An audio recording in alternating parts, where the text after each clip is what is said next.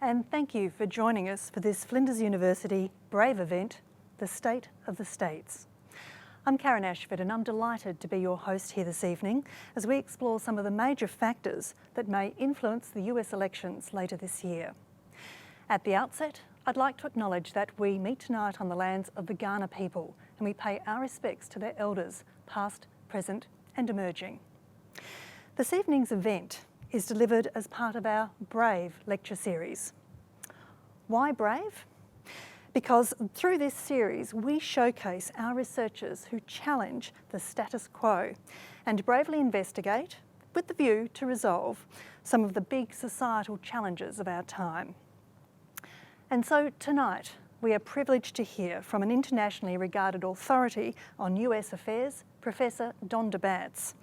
He's the Professor of International Relations and Political Science here at Flinders University. Don and our expert panellists, Professor Andrew Parkin and Associate Professor Rodrigo Prano, will bravely discuss the political climate in the US and some of the key challenges and opportunities facing US citizens as they embark upon voting in the 2020 elections. Now, this live stream is being recorded and you'll be able to find it on our website, flinders.edu.au. We're keen to make this an interactive event with a live Q&A session. It's your chance to participate in the discussion and to pose questions to the speakers in real time. We do ask that everyone please treat this forum with respect as a place of engagement of diverse views where people are treated with dignity and differing views are tolerated.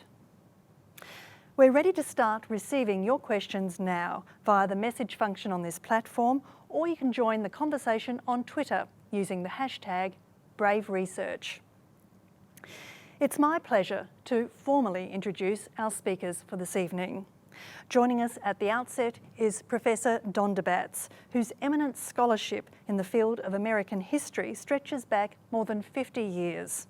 Don is Professor of International Relations and Political Science at Flinders University and the Director of the Bleich Centre, a research centre for the US Alliance in Digital Technology, Security and Governance.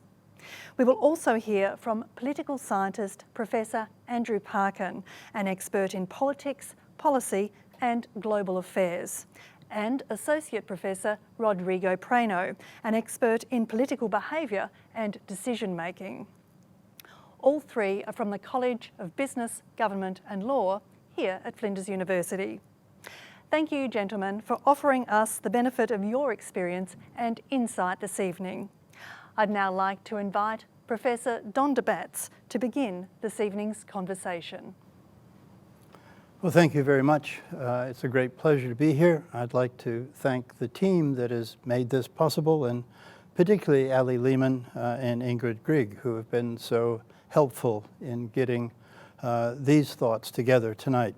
So I have three main themes that I want to talk about in my allocated 25 minutes. I will try to be quick, and I think there will be some insistence that I'm quick and get through this in good order.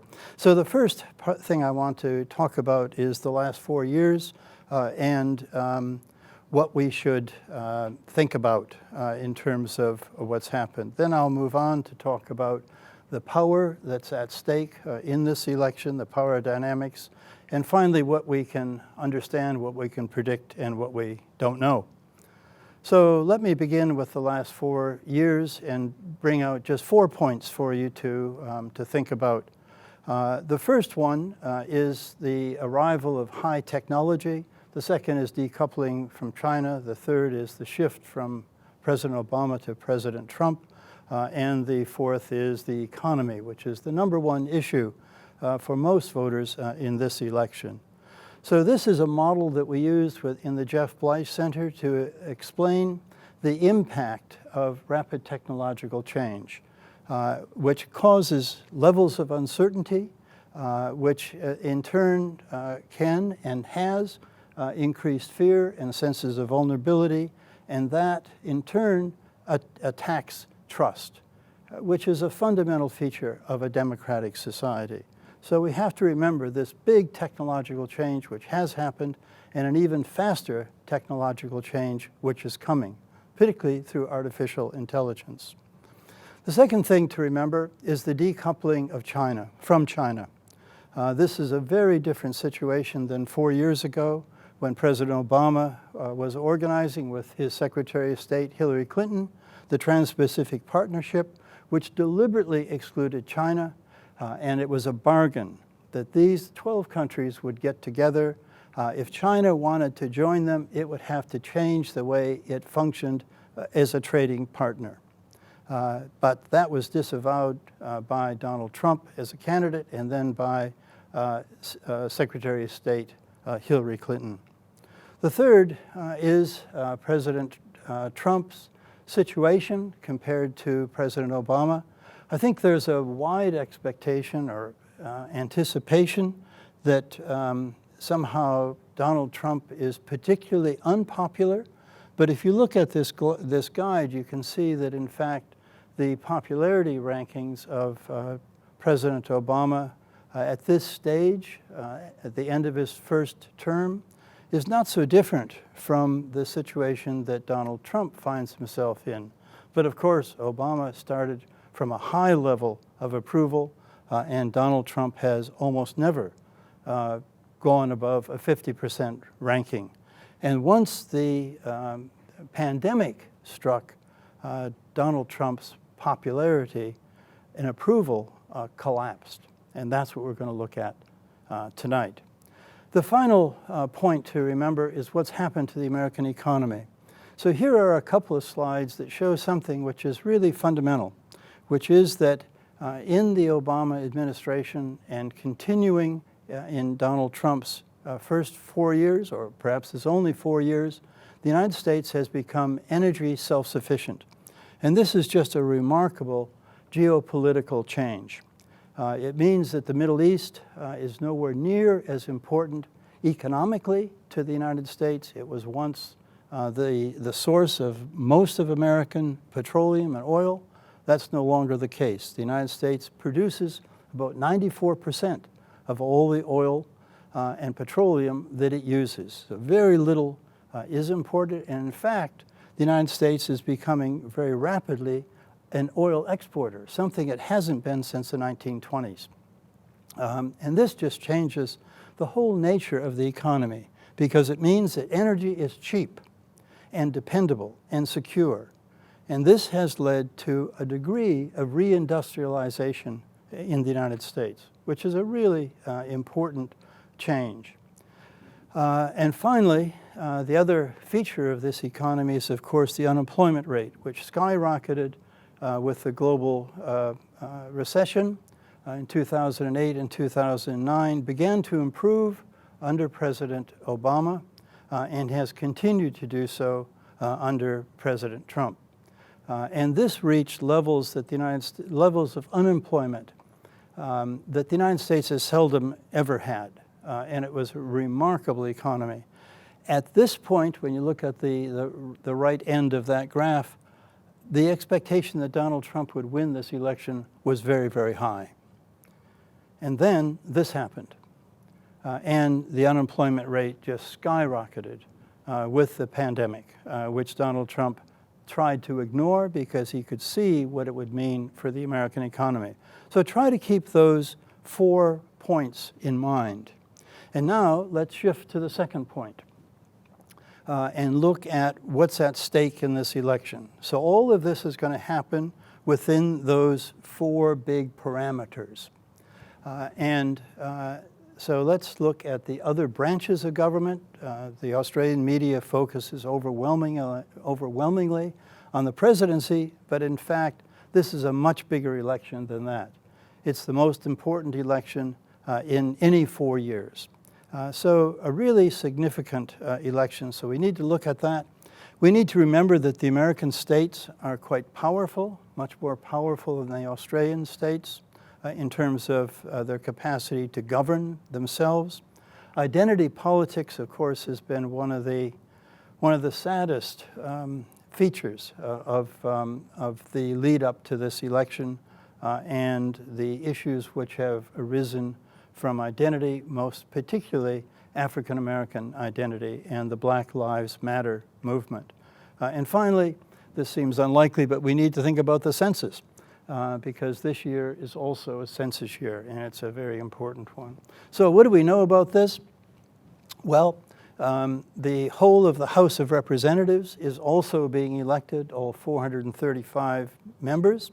The Democrats have a majority, as you can see from this, and the likelihood of the Democrats retaining that majority is probably not bad.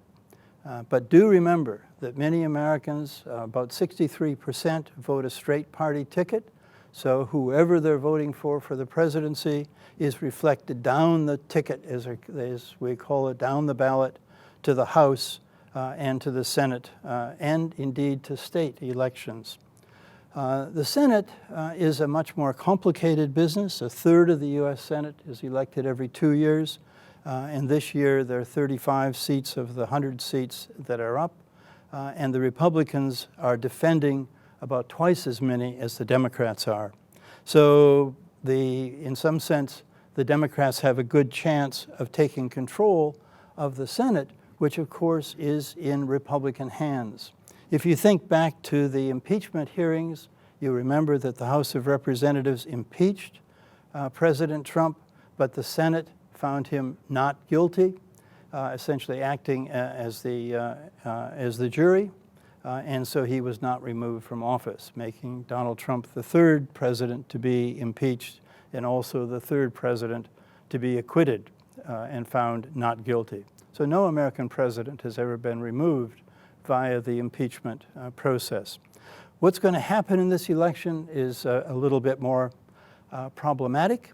The Democrats have to pick up 4 seats to take a majority in the Senate, and this ranking shows you seats, all 35 seats, and the likelihood of them moving. If Joe Biden becomes president, the Democrats will only need 3 seats because the Vice President, Kamala Harris, will have a casting vote on any tie vote in the Senate. So the House and the Senate. Now, remember the numbers, 435 and 100, which makes 535. The District of Columbia is not a state, and it doesn't have any representation in Congress, but because any state has a minimum of 3 representatives in Congress, the District of Columbia is given 3 electoral college votes. So this takes us to the fundamental number of tonight, which is 538. The Constitution says whoever becomes president must win a majority of the electoral college, which is 270. And that's the magic number that we're going to be talking about tonight. So the third branch of government is, of course, not elected. All federal judges are appointed. Most state judges are elected. Donald Trump, rather surprisingly, unusually, has had 2 appointments to the Supreme Court in his first 4 years, and he has solidified the conservative majority on the court. And so that looks like that. And you can find these kinds of graphs in the New York Times, amongst others. And you can see that Donald Trump's 2 appointments, Brett Kavanaugh and Neil Gorsuch, have coalesced on the conservative side. However, just to make this a bit more complicated, I wanted to show you how the Chief Justice, John Roberts, votes. And you can see in this slide that John Roberts votes as often with the extreme left of the court as he does with the extreme right of the court. And so for all the talk about hyperpartisanship in Washington, which is sort of true, remember that there are exceptions to that, and the way John Roberts has run the court is an example of that. And then remember the states. 44 of the 50 states are holding major elections, and you can see the numbers that 86 of the 89 legislative chambers are up for election. This is really important because the state legislatures will apportion the House of Representatives seats for the next 10 years with the 2020 census. The American states are quite powerful. They raise a lot more of their revenue than the Australian states do of theirs. So American states raise about 33% of what they spend. They get federal funds then for about 66%. Australian states get more than half of their funds from the federal government. So the American states are more autonomous, which is important. Thus, California. And you can see this in higher education. So there's a graph that's showing you how higher education is funded in the U.S. from both state and federal levels. And the states actually contribute more than the federal government does to university public education in the United States. Taking us to identity politics. And this, of course, is the issue that has transfixed the media, particularly in respect to the African American population and police actions against African Americans, shootings, killings, and that has just become a flashpoint in American politics. So I thought I'd just give you some figures that show you what the largest minority in the United States is, which of course is the Hispanic population, and the African American population around 13%, but the Hispanic population much greater. So you must always remember the U.S. is having at least 3 groups. Now, if this were a longer lecture, I could tell you that race is not a category that any sociologist will defend. It's an artifact, and it's an unhelpful artifact. We can see that there's some good news in terms of, if we still use those terms, between educational attainment and some of the best explanations for why African Americans lag behind white Americans, a term I do not like to use, has to do with education. And the fact that this gap is narrowing with time slowly, much slower than it should, is a bit of good news. And I thought we should have some good news tonight. Hispanic identity does not persist across generations. And this is a nice graph that shows you that. Becomes very important for the first and second generation, and then gradually atrophies. That's not so clear of the African American population. And finally, I wanted to talk about the census, which has been finished now. So the U.S. Census is every 10 years, and it is the basis of the distribution of political power in the United States. So what this nice little map shows you is what's going to happen, we think, when the final census figures are tabulated. So the red states are states that are going to lose federal representation, that is, their House of Representatives seats will decline, and those that are blue are going to increase. And so you can see that there's a kind of an economic redistribution of power. The orange and the red states tend to be the old industrial states of the United States. The states that are growing tend to be the states in the South and the West, which are not so much industrial states. New York and California have just about reversed their positions across 100 years of redistributions.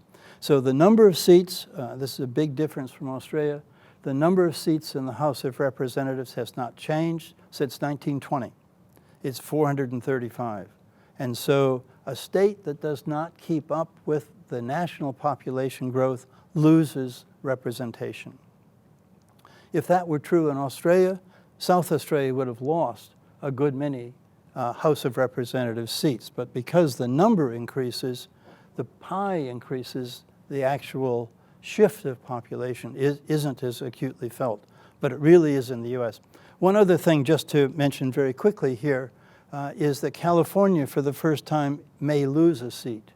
So this is a shift. Again, we don't know for sure, but that's a real possibility. So this is a map that's showing you how political power is being redistributed by the census. And again, to go back to the point about the state legislatures, it's the state legislatures that draw the lines. And of course, whoever is in control of the state legislature wants the lines to favor them. Many states now in the U.S. are moving to a commission form, something that Australia has done for a long, long time, which takes some of the politics out of it, but a good many aren't doing that, and it's still the legislature which is making these changes. So the party that wins the majority in the House and the Senate at the state level matters in this election too. So that takes us to the last point the set of points I wanted to make, and that's predictable. So this is a lot of known unknowns. We know that we don't know, which is better than not knowing that we don't know, but perhaps not too much. So I wanted to give you what I think are some really interesting figures on just demography. The polls, when's the last time they were right? Hard to remember. Secret voting, going to be a big change this election. And finally, legitimacy of the outcome. So here are some figures that come out from Lancet and also from the UN. And these are really quite surprising figures. This is showing you what the anticipated population is in 2100. And you can see that what might happen in China is really quite surprising. No one believes that the Chinese population will continue to grow. Indeed, world population will probably not continue to grow. Africa will be the one region of the world where population continues to grow. And Nigeria is a classic example of that. India will be the largest nation. China will be either the second or third. But most importantly, from my point of view, the United States will be fourth. Let me just have a quick sip of water.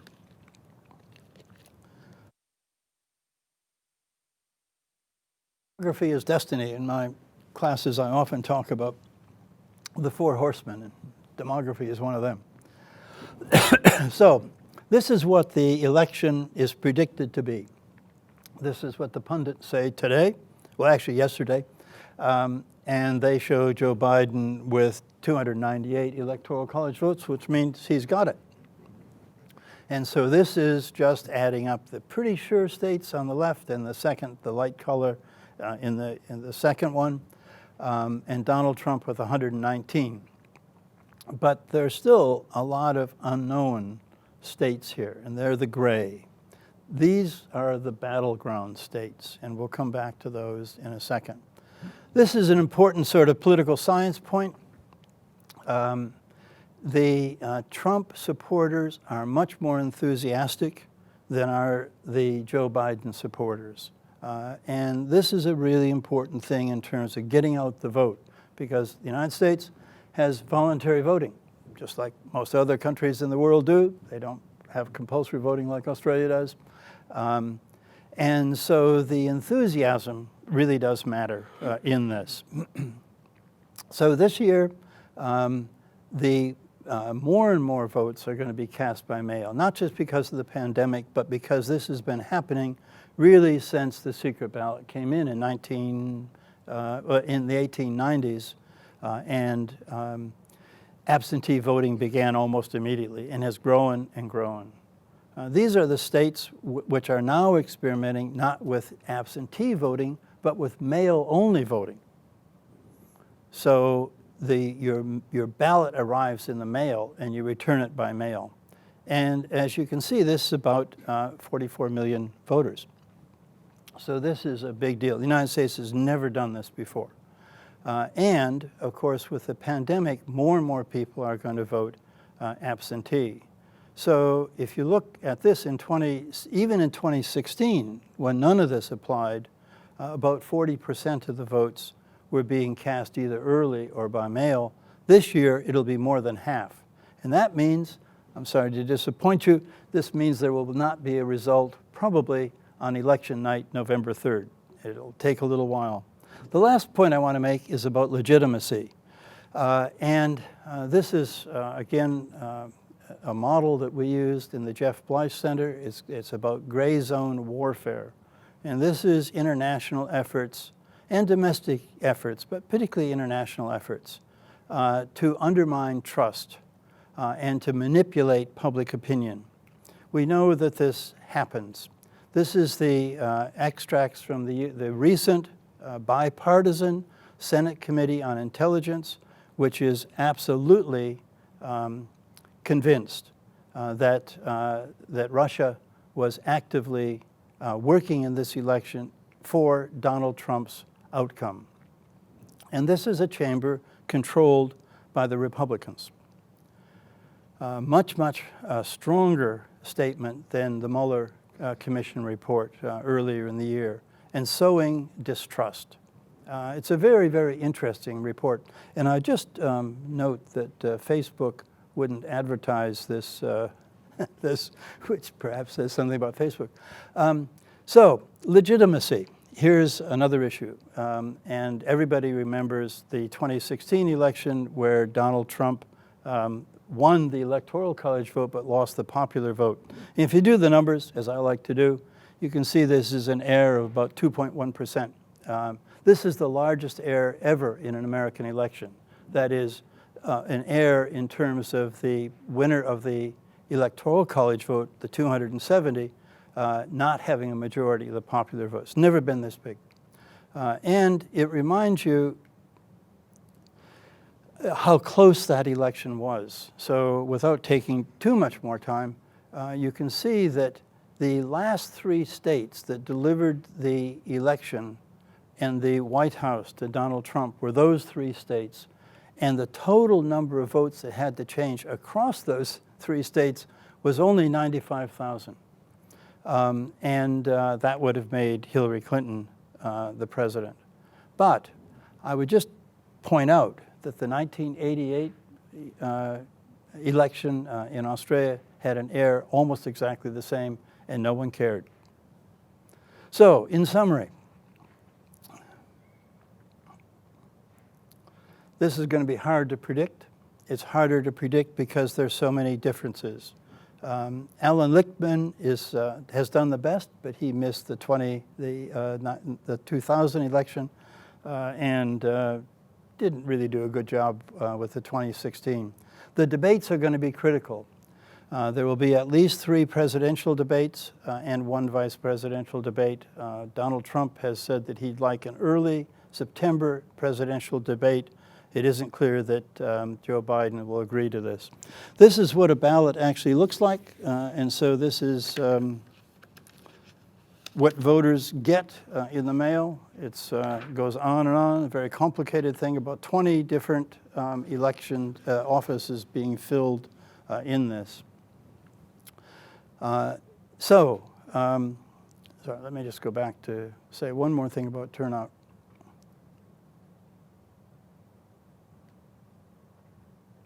Yeah, maybe not. So, what's this going to come down to? Well, Donald Trump is the key player in this. We saw this in the Republican convention. This election, like all American elections, is going to be about mobilization rather than conversion. And this is what happened in 2016. So this is a volcano. Donald Trump is the volcanic eruption, and what's sinking is large sections of the American population through the opiate addiction epidemic and through displacement of rapid technological change. It's that led to a disenfranchised population that was angry, and Donald Trump was their volcanic explanation. So, last point, what's going to happen? Well, here's how it looks. Here's what Joe Biden has to do. He has to win all the states on the left, and he has to get 80 votes from those in the light blue. Here's what Donald Trump has to do. He has to win all the sure states, the likely states, the leaning states, all of the toss-up states, and he has to get 30 of the states that are 30 electoral college votes from the states that are leaning toward Joe Biden. Can he do that?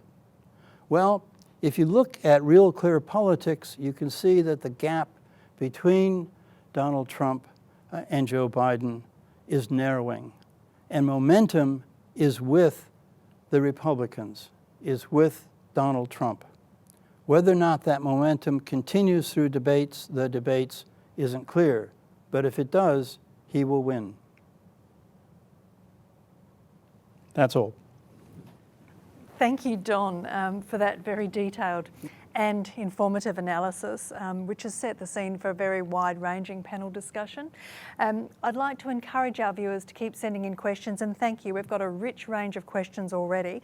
I'm going to start with a question from Darren, which is a very broad and open question for some other members of our panel, perhaps to give Don a little break, and that is, what is the importance of this election for Australia? So how and what is important about this for Australia? Perhaps, Andrew, would you like to start us off with some thoughts on that? Well, the United States has long been our most important ally, trading partner, social model, cultural model, for better or worse. It always matters who wins the presidential election in America. For Australia, this is perhaps even more so than usual. It used to be a generalisation that we'd say the American model is different because it was much more fluid, less partisan, less divided. And when I was a political science student, I was taught the Westminster system, like Australia was about adversarial politics and disciplined parties. It's all reversed. It's a curious transformation as we see sadly the American polity much more divided, much more partisan. And so it's very hard to read. It contradicts most of the rules we used to have from looking from afar about how American politics works. Rodrigo, do you have some thoughts in this regard? Yeah, I think that as well, the importance of this is that it sets the mood internationally, right? So whatever the United States is doing sets this sort of like mood internationally when it comes to the relation between countries. So we saw during the Trump administration, there was a significant shift on certain things. It started from the very first second when he decided to take that phone call from Taiwan, right? Essentially offending China immediately before he even took office. The relationship with China has gone south, and Australia's relationship with China has gone south as well in the meantime. So, you know, we kind of have been following that path, the downwards path in the relationship with China in particular. Some other really great examples that come to mind, the idea of stepping back on the deals that had been signed with Iran. It's very rare for a democracy to have a new administration come in and simply unilaterally decide to not honor what had been agreed by the previous administration. There was a moment when we thought it was going to be done also with Australia, right? When Obama had signed the agreement with the Australian government, and Trump had said that he was going to not honor that, but then, you know, they found a solution and they went forward. But the idea that a major democracy can do that, get into an agreement and then change administration and step back, is something that we had not seen before. So all of these actions, they have consequences, and they set an international mood of almost panic. So according to what happens in the United States, I think that Australia will have to adapt and act accordingly. That leads me to another question from Anita, and she asks, will the interference in the last election contribute to the sense of mistrust towards democratic institutions and have a flow-on effect this time around? Do you think that's a given? I think so. I mean, I think the evidence that there has been Russian interference, deliberate and focused, must lead people to expect that Russia or China or Iran or North Korea will attempt to do the same thing. And the way this works is it increases division within the society. So an idea is thrown out. If people pick it up, the manipulators just hone in on that idea, and the society becomes more and more divided and less trustful. And so silos form. and information doesn't flow across people. It only flows up and down within a silo, and opinions become more and more extreme within the silo. It's an echo chamber, and it's a very, very dangerous thing in a democracy. Does it have a flow-on effect here in Australia as well, do you think, gentlemen? Well, I suspect we aren't as big on the radar screen for Russia as the United States is, but for China, quite possibly. There's strong evidence that we have constant cyber attacks coming from a large country to our north, which we all know is China. As Don's pointed out, there's really two things happening here. One is that kind of international interference, but the one is the change in the whole social media landscape. A lot of misinformation, a lot of fake news is domestically generated. We're in an era of technology where authoritative news sources don't exist to the same extent, not as trusted as much. People don't tune into them. And as Don said, there is a increasing soloization of people's contact, and we reinforce information and misinformation in that way. That seems to be working across the Western world, sadly. We've actually got a question from one of our favourite brave viewers, Judith, who asks, if Trump loses in this ballot, do you think he will claim that the postal votes were corrupted and refuse to relinquish the office of president? I mean, that would be quite a turn-up, wouldn't it? A president refusing to go, claiming that the vote itself had been corrupted. And we're seeing some of that idea planted already. What sort of effect might that have on the confidence of the American public going into this new form of election voting? We've had it before, haven't we, Don? I mean, the hanging chads in Florida. Well, that's right. There'll be litigation afterwards no matter what happens, surely. Yeah. Certainly, I think there's a real risk that this is going to be a slow election to be announced, to be resolved. And of course, the U.S. doesn't have a commission to do this. It's really just news channels that make the prediction and say, well, we're calling it for. But when will they do that? And should that be the body that does it? But the U.S. doesn't have an official caller of an election. But yeah, I think there will be litigation on either side. But the notion that somehow a president gets to say, well, actually, I like living here, I'm going to stay, I don't think that'll work too well for too long. I think people would say, well, actually, the movers are here, and it's time to go. And I think that would happen, but it's going to be slow, and there's inevitably going to be great confusion here. I mean, we're talking about 75 or 80 million votes coming in, not in the pattern that Australia set.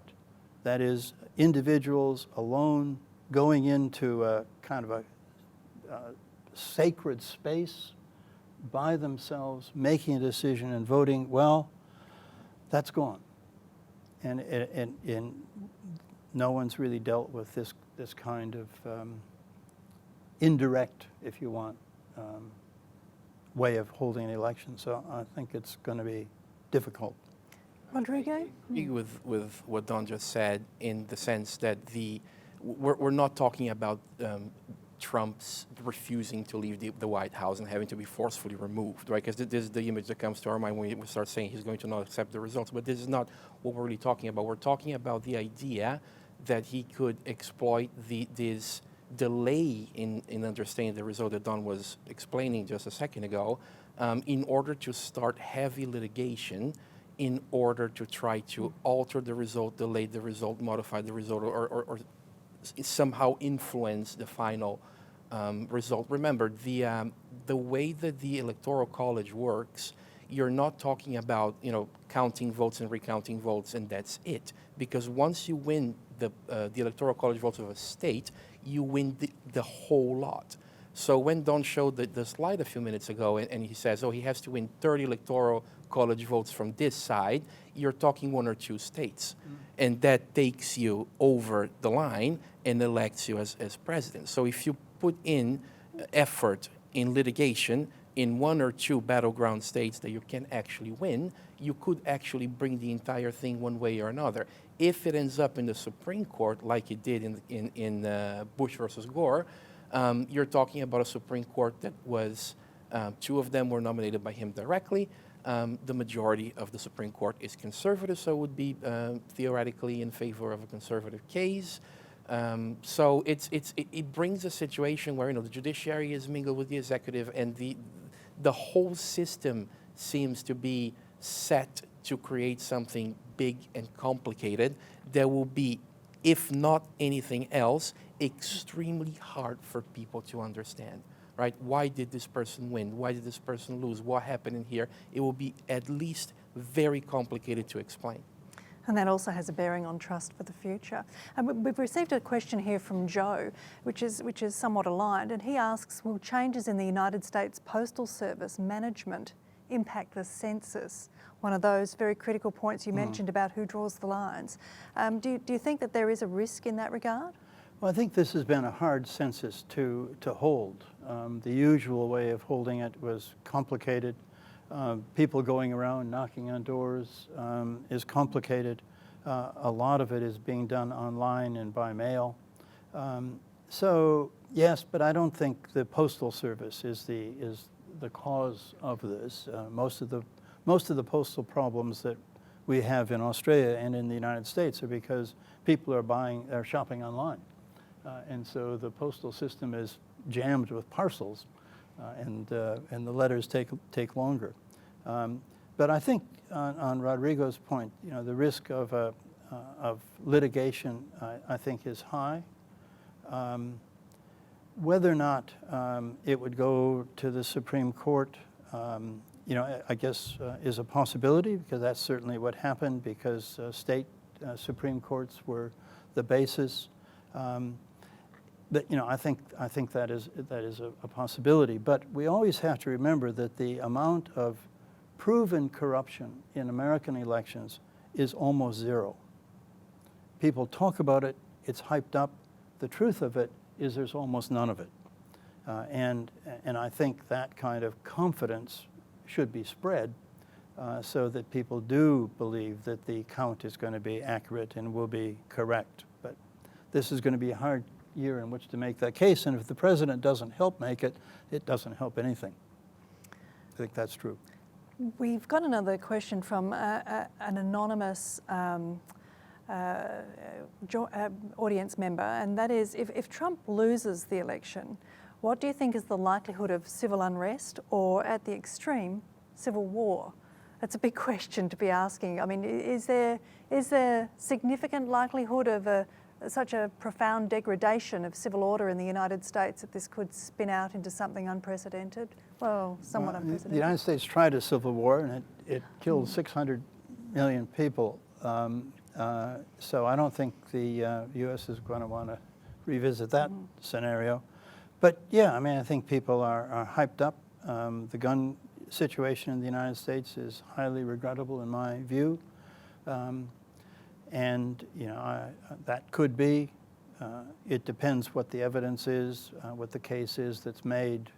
I have a lot of faith in the wisdom of the American people, and I'd be pretty confident that the result will be accepted ultimately, even if painfully and slowly.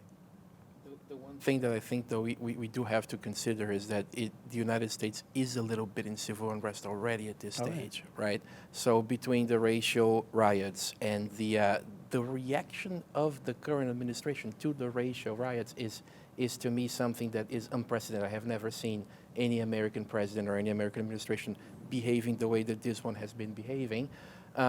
Plus the issue of the coronavirus. You have part of the country is scared, part of the country denies its existence, part of the country seems to have forgotten that it's around. So all of these elements together, I'm not going to sit here and say that I'm going to predict civil war or anything like that, but the problem is that these are unprecedented events, right? We are in the middle of a pandemic. We're running an election where there is no proper campaign, where the candidates are not on the road. They're doing it virtually.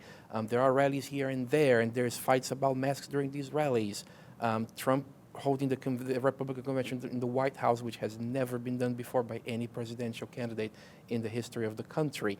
All of these things are unprecedented, have never happened before, and so it's very hard for us to predict what could happen, if the population on top of that starts believing that the democracy that they grew up with has been somehow taken advantage of or no longer respected the way that they believe and they strongly perceive as being the right way of holding the public affairs. I'm not so sure about unprecedented.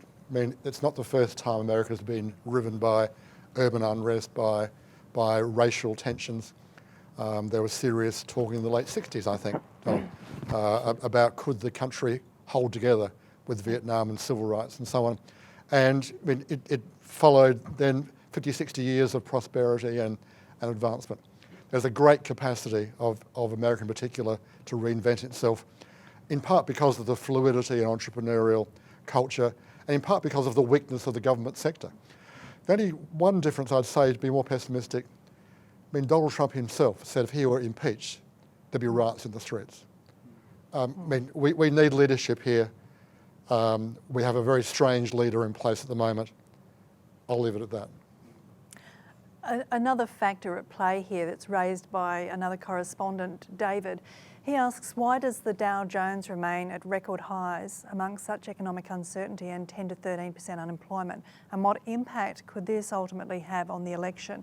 I think you alluded to that a little in your speech, Don, but I'm interested to hear from the panel as to the role of the economy. I mean, if things have hit these very difficult times, what bearing is that likely to have? And why is the Dow Jones still healthy, even though the American citizens and the economy generally is just not performing? Well, I think part of the answer to that is that the fundamentals are good. Unemployment is high, but the fundamentals of the economy are not what they were in 2007 and 2008. There's not a financial crisis. There is an employment crisis, but that has a very specific outcome, a very specific cause, and a vaccine is probably, perhaps, on the way. So I think people who are looking down the track think that, as the fundamentals are not so bad, energy is still cheap. The decoupling of the American economy from China means a lot more manufacturing in the United States,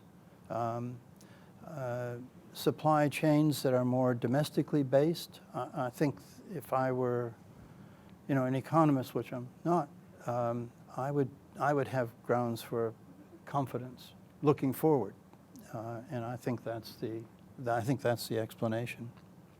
There's also a sense of what do you mean by the Dow Jones. I mean, none of us are financial advisors, but I understand that if you just take Apple, Amazon, Intel, Microsoft, two other ones, there are six, account for almost the entire rise of the Dow Jones. The Dow Jones less those big six, which are huge companies, worth more than Australia is worth.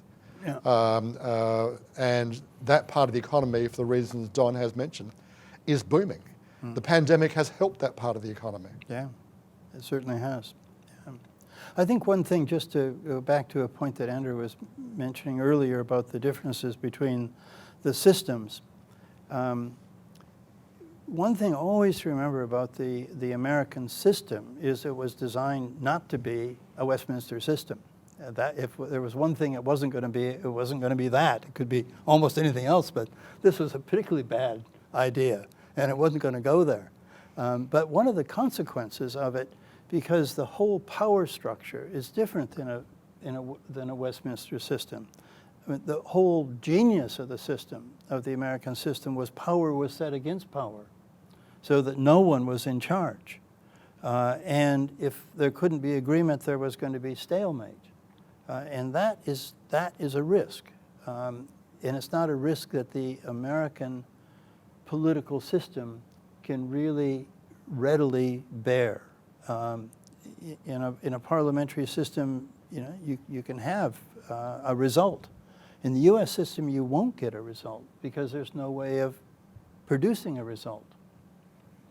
We have about 10 minutes left, gentlemen, and we've got a few questions to get through. And I'm going to ask one of the big ones that Louis has put to the panel. If President Trump does not win the election, how do you foresee the future of the GOP? So, i.e. the struggle to define the future of the grand old party. Well, they'll have to go back to grassroots, as they have again and again and again. American parties have come and gone. The Republican Party was a third party and became a dominant party, but it took a long time. I would guess that the Republicans would be looking for a much more moderate stance. If they lose under someone who has taken quite extreme stances, if the Democrats become very much a left party, probably not a socialist party, but a left party, that might leave the Republican Party, a new Republican Party, a lot more room in which it could define itself. Yeah, I think that if we look back historically, there is now it's an old-fashioned way of interpreting American politics, the critical elections and electoral realignment idea. But if we do look at what's been happening since 2016, there is a significant change in the rhetoric of how the parties engage with each other, right? There has always been some sort of overarching respect in recent American history, at least, between the contenders. Now it seems that each one of the two sides interprets the other one as being the destruction of democracy and life as we know. It is a rhetoric that is not very common in American history, at least not to the level that it has been done by not only by Trump, but I would say by both parties to a certain extent. So that could be a hint to something major happening, something very big that could change the way that the parties interact, could change the way that the parties are run, could change the way that the two parties look like. And of course, the one party that loses the election, and that is true both for the GOP and for the Democratic Party, I think will have to step back and really rethink the way that they're doing things up to now.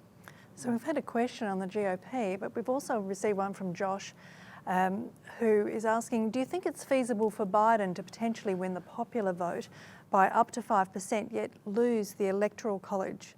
And is there evidence of large Democratic vote gains in California, New York and Texas, which are unlikely to translate to electoral votes, but may exaggerate Biden's national lead?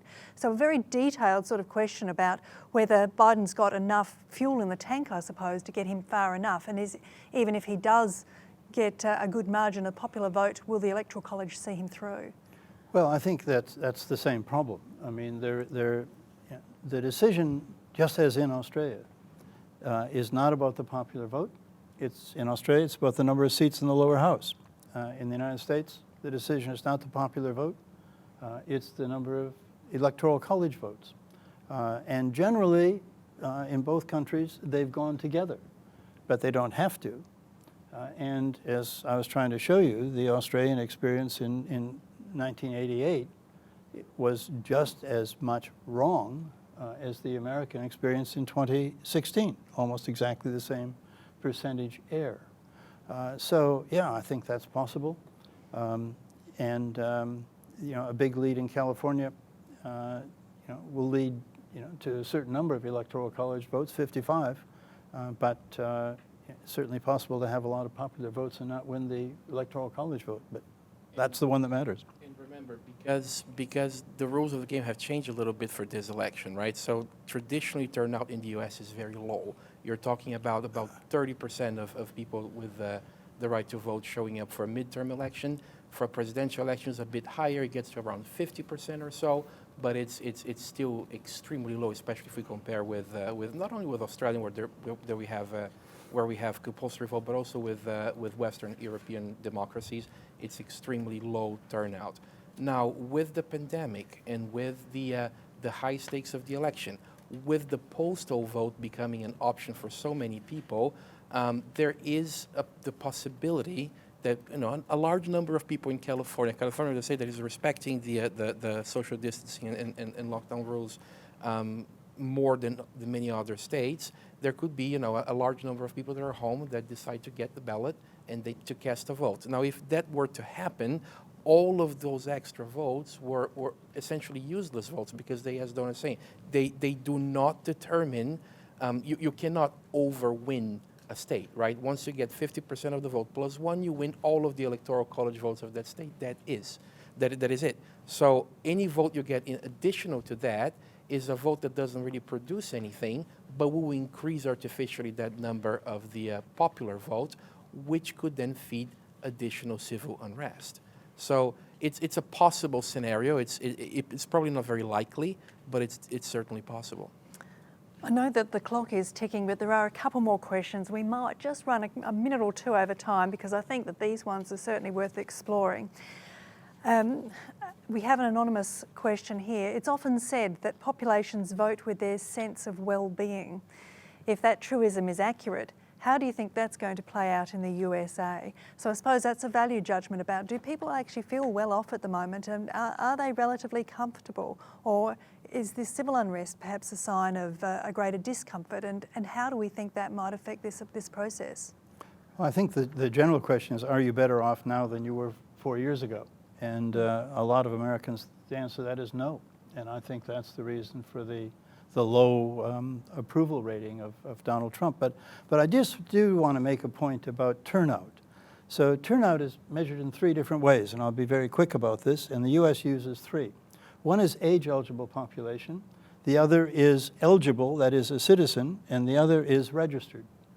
So if you look at age-eligible voting, the United States gets about 56% in presidential elections. If you look at the eligible, because the U.S. has about 11 million illegal immigrants who are not citizens and therefore can't vote, it's around 60%. If you look at the registered turnout, it's 87%. The highest in the world is Luxembourg with 91, Australia with 91, the United States is third with 87. So, that's, I think, always an important thing to measure. What are you actually looking at? I think, if we can look at a couple of slides further down, we can see those figures. Yes, I think we're just going to have a look at those figures on the turnout. So while we're waiting for those turnout figures to arrive, there is a question for the panel from Stuart. Does the panel think that Trump's treatment of COVID in the US will lead to a positive or negative vote, or both? Which is quite an unusual question. But are we likely to see Trump's position on COVID? And there seems to be a rusted-on following of people that are very supportive of his position on COVID, whether it's drinking the bleach or standing in the sun. And then there are others who are holding him to ridicule for these positions. What impact is that likely to have? It's got to be a negative. It feeds into this notion of well-being, which your previous question alluded to. What does well-being mean in a pandemic situation? It feeds into uncertainty, but it also illustrates, I think, Don's point that the United States didn't quite say this, but it was designed to be ungovernable. It's difficult to govern in a pandemic with no rule book, particularly given for an American president to do so. Now, some people could say he could have done better, but the system is not designed for having strong domestic leadership. Those of us outside see the American president as a powerful figure, has a finger on the nuclear button. In international terms, that's probably true. But domestically, the American president is really weak. And that's why we look in mystery at the American health system, for example. There is no capacity of the American system to devise the kind of public health system that just north in Canada, with not dissimilar culture, they managed to achieve years ago. It's just a different kind of system designed to be less governable, and perhaps we're seeing more than for a long time the negative consequences of that right now. Yeah, I mean, a positive view of that is that the U.S. is a republic, and it is fundamentally based on the first 3 words of the Constitution of "We the people," and that does not lead to strong government. Government has always been viewed, exactly as Andrew says, as something which is potentially a problem. It's the first colonial revolution against governmental power, and power was designed to be dispersed. And so it's very hard for the U.S. to act quickly. However, as World War II and other wars have shown us, when it gets its act together, it's pretty effective. But it takes a while. Indeed. I know you're keen to explore this notion of turnout, voter turnout. We have found this slide now that you might just like to close the loop on that particular conversation. Yeah, well, it's just, as I said, 3 different ways of measuring turnout. And as in everything, the denominator is the key thing. But the registered vote turnout in the United States is very, very high. But of course, unlike Australia, there's a large population which is not registered, just as there is a large population which is not eligible. So you have to be really careful what you're comparing. And an apple has to kind of look like an apple. And the closer it resembles an apple, the more powerful the result is, the salad is. So this is just an effort to compare them. The U.S. has the biggest gap between the eligible population and the registered population. And that is a fundamental problem. We've reached the point of the last question, and I'm sorry to cut the discussion short because I'm sure we could go on for much longer. But I'm going to actually draw together 2 inquiries from 2 of our audience members. Firstly, Peter asks, do you see a strengthening in the US-Australia alliance if Biden wins versus a weakening if Trump loses? Does the US Congress still see a need for the alliance? And that leads into Diego's question, which I think is a very good one to use as a doorstop to that.